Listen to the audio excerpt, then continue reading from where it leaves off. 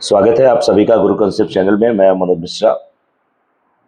10वीं महाराष्ट्र बोर्ड का board exam चल रहा है साइंस का, यानी साइंस 1 का एग्जाम अब एकदम आपके सर पे है। यानी कि अ, एक दिन का कल का गैप है और परसों आपका साइंस 1 का एग्जाम है। बहुत परेशान हो मत परेशान हो, मैं आपको बताता हूँ कि क्या क्या पढ़ना है, वही पढ़ लो, बहुत अच्छे मार्क्स आ जाएंगे। चैप्टर 1 देखिए क्या इसमें से पढ़ना है। इसमें से तीनों कैपलर्स लॉ आपको पढ़ लेना है। तीनों कैपलर्स लॉ पूछा जाता है, व्हाट इज कैपलर्स लॉ। तीनों कैपलर्स लॉ आपको क्या करना है, याद कर लेना है। ओके, रट लेना है। पेज नंबर 3 पे है, वो भी बता दिया आपको। उसके बाद फिर क्या है, Newton's universal law of gravitation. इसका कुछ नहीं, तो ये लॉ क्या होता है वो पढ़ लो और इसका फार्मूला पढ़ लो। ठीक है, F equal to G m1 m2 upon D square, वो है ना, वो फार्मूला पढ़ लो। ठीक है, इस चैप्टर से इतना आपने कर लिया। उसके बाद फिर इस चैप्टर से एक आप गिव साइंटिफिक रीजन वाला क्वेश्चन पढ़ लो, जिसमें क्या होता है, वेरिएशन इन वैल्यू ऑफ जी। ये पेज नंबर 8 पे है। ठीक है, अर्थ से ऊपर जाते हैं तो ग्रेविटी घटती है, नीचे जाते हैं तो घटती है। ठीक है, मतलब डेप्थ में जाते हैं ग्रेविटी घटती है। तो वही जो रीजन है ना, उसको आप पढ़ लो। गिव साइंटिफिक रीजन क्या पढ़ोगे, variation in value of G. Page number किस पे है, 8 पे है। ठीक है, इतना आपने पढ़ लिया। फ्री फॉल क्या होता है, उसका फार्मूला। ये 3 क्वेश्चन यहाँ से आप पढ़ लो, बाकी चीजें आप नहीं पढ़ोगे तो भी आपका मार्क्स आ जाएगा। जिसको थोड़ा ज्यादा पढ़ना है वो क्या पढ़ लेगा, एस्केप वेलोसिटी क्या होती है वो पढ़ लेगा वो। ठीक है, और ग्रेविटेशनल पोटेंशियल एनर्जी का फार्मूला पढ़ लेंगे। ठीक, और जिसको कम पढ़ना है तो वो शुरू के 3 पढ़ लेंगे। चलिए, chapter number 2 periodic classification of elements. इसमें क्या पढ़ना है आपको, छोटा छोटा पूछा जाएगा। मेंडली पीरियोडिक लॉ क्या होता है, मॉडर्न पीरियोडिक लॉ क्या होता है। उसके बाद आपको डोबेराइनर ट्रायड्स पूछा जाएगा एग्जाम्पल के साथ, न्यूलैंड ऑक्टेव्स ये पूछा जाता है। मेंडली पीरियोडिक टेबल की मेरिट्स और डीमेरिट्स, ये इंपॉर्टेंट है, इसको पढ़ के जाना, ये आपको आएगा ही। ओके, ठीक है, इतना आपको पढ़ लेना है। स्ट्रक्चर आप मेनली मॉडर्न पीरियोडिक टेबल थोड़ा सा देख लेना कि एस ब्लॉक है, पी ब्लॉक है, डी ब्लॉक है, एफ ब्लॉक है, कितने ब्लॉक हैं, कितने ग्रुप है, हाँ, कितने पीरियड्स हैं, वो थोड़ा आपको आना चाहिए। इसमें से साइंटिफिक थोड़ा सा रीजन वाला क्वेश्चन पूछता है कि लेफ्ट से राइट जाने के बाद हम अगर किसी पीरियोडिक टेबल में लेफ्ट से राइट जाते हैं तो क्या होता है, मेटेलिक करेक्टर डिक्रीज करता है, नॉन मेटेलिक करेक्टर इंक्रीज करता है। ओके, हाँ, ऐसे क्वेश्चन पूछे जाते हैं। दूसरा चैप्टर भी फिनिश। तीसरे चैप्टर में आ जाओ, केमिकल रिएक्शन एंड इक्वेशन। इसमें सबसे इंपॉर्टेंट जो आपको बता रहा हूं वो क्या आपको पढ़ना है, चारों जो रिएक्शन है ना, combination, displacement reaction, decomposition reaction, double displacement reaction, ये चारों रिएक्शन उसका एग्जाम्पल पढ़ लो। और सबसे इंपॉर्टेंट अगर इसमें और कुछ है तो वो है रेडॉक्स रिएक्शन। क्या है, redox reaction. What is redox reaction, redox reaction समझते हो आप ना, जिसमें ऑक्सीडेशन रिडक्शन दोनों साथ साथ होता है। The reaction in which oxidation and reduction both takes place simultaneously is called redox reaction. Okay, endothermic क्या होता है, एक्सोथर्मिक क्या होता है वो आपको पता है, सिंपल सिंपल है, पढ़ लोगे। ठीक है, और डिस्प्लेसमेंट के एग्जांपल में कॉपर सल्फेट में आयरन नेल डाला जाता है तो आयरन नेल का कलर क्या हो जाता है, ब्राउनिश हो जाता है। क्यों, वो डिस्प्लेसमेंट रिएक्शन का एग्जांपल है। इतना ही आपने इधर से पढ़ा, आपका काम आसान हो जाएगा। ठीक है, कभी कभी पूछा जाता है कोरोजन, प्रिवेंशन ऑफ कोरोजन मतलब जंग लगना, रस्ट। ठीक है, और रेंसिडिटी किसे कहते हैं। ठीक, इफेक्ट ऑफ इलेक्ट्रिक करंट। चलिए, इसमें आप बहुत कंफ्यूज हैं कि नहीं हमको क्या पढ़ना है, मैं आपको बता रहा हूं। सबसे पहले इसमें आपको क्या पढ़ना है, Fleming left hand rule, Fleming right hand rule और राइट हैंड थंब रूल। 3 बताया, Fleming left hand rule, Fleming right hand rule और क्या, राइट हैंड थंब रूल। ये तीनों रूल आपको क्या करना है, पढ़ लेना है। ठीक है, या तीनों इसको लॉ बोल दीजिए, Fleming left hand law, right hand law, वही बात होती है। ओके,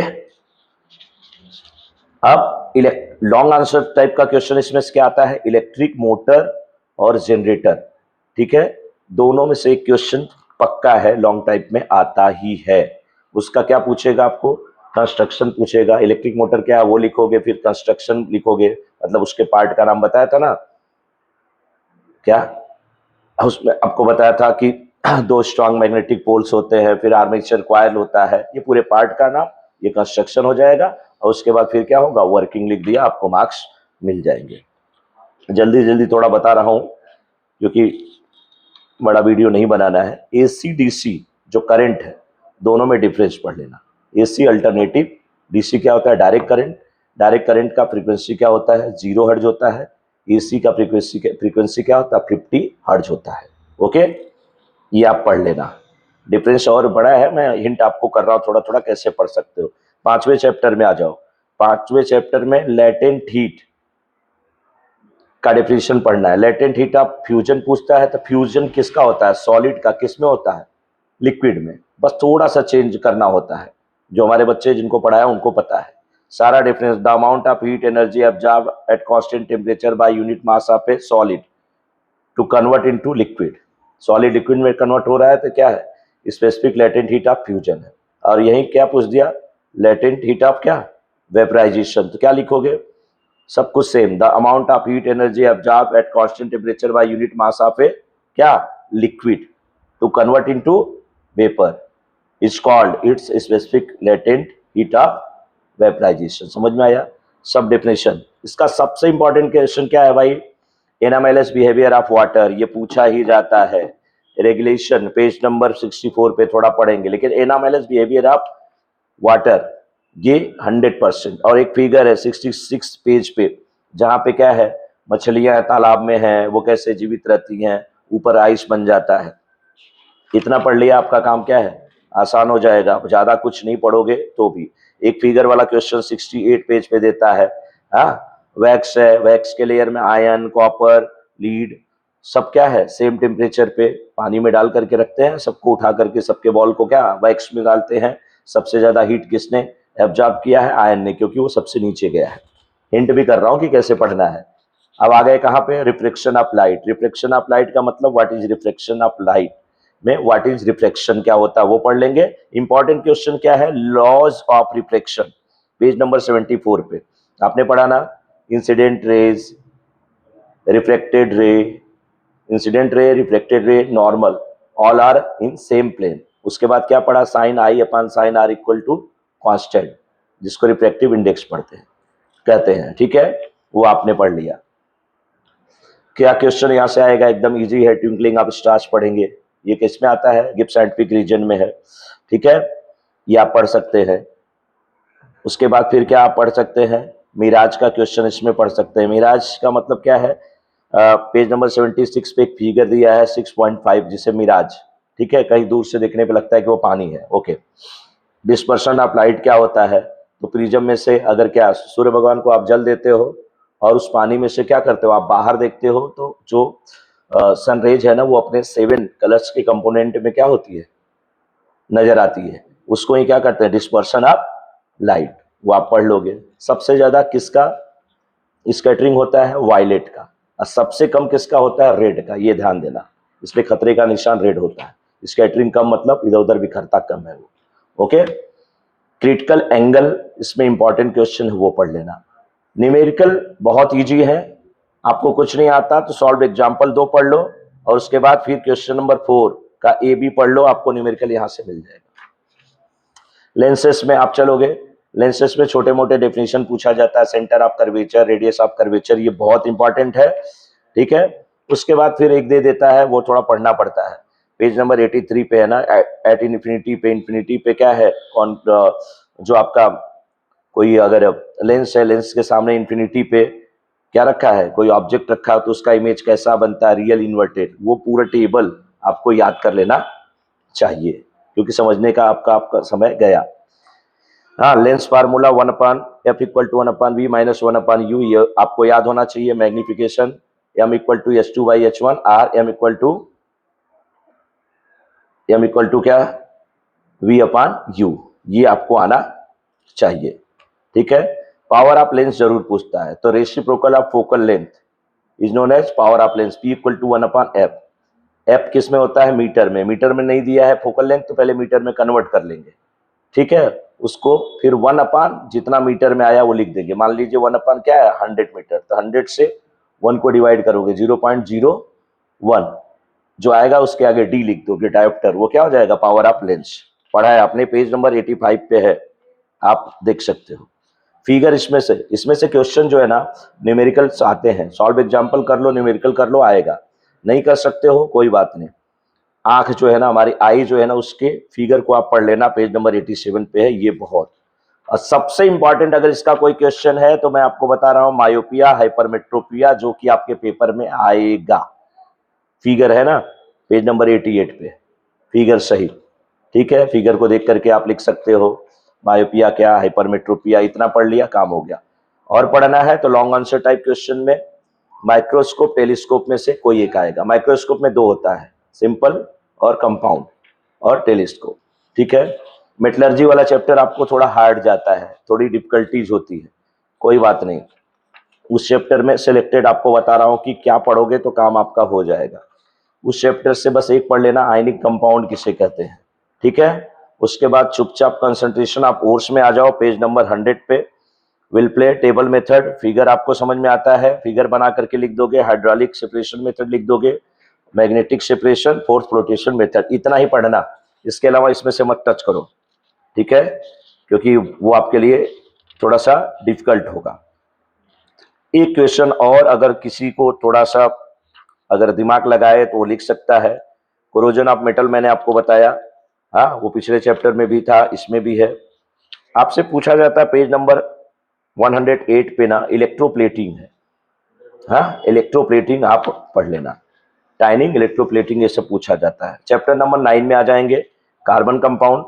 बच्चों इसमें से नॉमेनक्लेचर पूछता है, मुझे मालूम है देख दाख के इधर उधर से आप काम कर लेते हो और एक दिन में वो आने वाली चीज नहीं है, फिर भी नॉमेनक्लेचर किसका पूछा जाएगा ज्यादातर, वो भी मैं बता रहा हूँ। HCOOH, HCOOH, इसको बोलते हैं फार्मिक एसिड, ऐसे पूरा नाम होता है इसका, methanoic acid, methanoic acid, HCOOH, एक हो गया। दूसरा क्या हो गया, HCHO, फॉर्मेल्डिहाइड, जिसका नाम क्या होता है, मीथेनल, HCHO, मीथेनल। नॉमेनक्लेचर यहां से आपने पढ़ लिया। उसके बाद थोड़ा सा आपको सैचुरेटेड, अनसैचुरेटेड ये सब आता है, वो आपको पता है। होमोलॉगस सीरीज किसे कहते हैं वो पढ़ लेना, होमोलॉगस सीरीज, डाइजेस्ट से कहीं से डेफिनेशन आप लेकर के पढ़ लोगे, वैसे 118 पेज पे है, 118 पेज पे, ठीक है। फंक्शनल ग्रुप किसे कहते हैं वो पढ़ लेना, ठीक है। Catenation, what is catenation, carbon having unique ability combined with carbon having unique ability to combine with each other by covalent bond, this is called catenation, okay, catenation. तो इसमें से इतना पढ़ा आपने तो आपका काम आसान हो गया। आप टॉपर की कैटेगरी में अगर आपको जाना है, कुछ ज्यादा पढ़ना है इसमें से, तो फिर इसके कुछ रिएक्शंस है जिसको कि आप पढ़ सकते हो, ठीक है। वो कौन सा है, कहाँ किस पेज पे है, वो मैं आपको बता रहा हूं। पेज नंबर 130 पे है, एस्टरिफिकेशन पूछा जाता है, व्हाट इज एस्टरिफिकेशन, ठीक है। एस्टरिफिकेशन अगर आपने पढ़ लिया, एस्टर कैसे बनाया जाता है, तो आपका काम क्या है, आसान हो जाएगा, ठीक है। हाँ, पीछे से पूछा जाता है पॉलीमर, पॉलीथीन का फार्मूला पढ़ लेना और पीवीसी का फार्मूला पढ़ लेना। ये चैप्टर को बस छोड़ देना, बहुत मत इसमें फंसना, स्पेस मिशन में कुछ नहीं है। आप को बता रहा हूं मैं, सीधे सीधे पेज नंबर कहाँ पे आ जाओ, 137 पे, ठीक है। जो एक टेबल दिया है, जैसे वेदर सैटेलाइट, उसमें नाम दिया इनसैट, जीसैट, लॉन्चर, जीएसएलवी, ठीक है। उसका फंक्शन क्या है, किसके लिए वो यूज किया जा रहा है ये सैटेलाइट, या जी दे दिया कहीं पर कि क्या जीएसएलवी है, वो किस कौन सी सैटेलाइट किसके लिए यूज किया जाता है, तो यही सब इसमें से पूछा जाता है, ठीक है। आर्टिफिशियल सैटेलाइट्स होते हैं, ओके। एक फार्मूला पूछा जाता है पेज नंबर 138 पर, V equal to under root V C, यहाँ पे दिया अंडर रूट जीएम अपन आर प्लस एच, इसके वेलोसिटी का ये फार्मूला होता है, उसको आपको पढ़ लेना है। हाँ देखो, आप जब पढ़ोगे ना तो मीडियम अर्थ ऑर्बिट 2000 किलोमीटर से लेके 35,780 किलोमीटर, ये वैल्यू पढ़ लेना। लो अर्थ ऑर्बिट कितना होता है, हाइट कितनी होती है, 180 किलोमीटर टू 2000 किलोमीटर, ये हाइट, ठीक है। आ जाओ पेज नंबर 140 पे, पेज नंबर 140 पे फिगर 10.5 ए है, structure of PSLV made by ISRO. ठीक है, ये सैटेलाइट का स्ट्रक्चर पढ़ लेना। नीचे पार्ट में जैसे ये बुक में आपको अगर देखना है तो आप देख सकते हैं, इंजन यूजिंग सॉलिड फ्यूल, ऊपर देखेंगे प्लेस फॉर सैटेलाइट, हिंट करने के लिए बता रहा हूं कि आप ढूंढ सकते हो। तो उसका फिगर आप पढ़ लेना, उस फिगर के बेस पे क्वेश्चन यहां से देता है। ठीक है, इसके वेलोसिटी कितनी होती है, VESC, इसके वेलोसिटी, इसका वैल्यू आया है 11.18 किलोमीटर पर सेकेंड। ठीक है, 11.18 किलोमीटर पर सेकेंड। हाँ, और इसके वेलोसिटी का फार्मूला भी यहीं पे दिया है, VESC इक्वल टू √2gm/r, और ये फार्मूला आपको क्या है पढ़ लेना। और जो VC था वो क्या था, सेंट्रीपिटल फोर्स का था, VC equal to √gm/r+h, VCC means क्या, सेंट्रीपिटल फोर्स। इसके वेलोसिटी का फार्मूला पेज नंबर 141 पे है।